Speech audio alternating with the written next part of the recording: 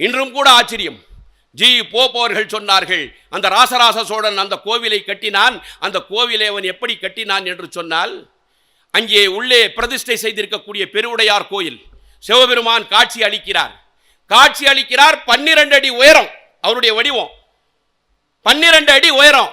தமிழனுடைய உயிரெழுத்து 12. பீடம் 6 அடி, பீடத்தில் இருந்து 12 அடி, மொத்தம் 18 அடி. பீடமும் அவருடைய வடிவம் 12, 16 சேர்த்து 18. தமிழனுடைய மையெழுத்து 18 என்று சொன்னார்கள். சிவபெருமானுக்கும் நந்தி பகவானுக்கும் நடுவிலே இருக்கக்கூடிய இடைவெளி 216 அடி.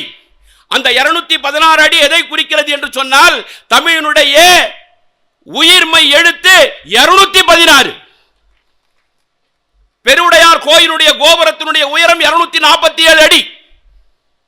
தமிழனுடைய மொத்த எழுத்து ஆயுத எழுத்தோடு சேர்த்து 247.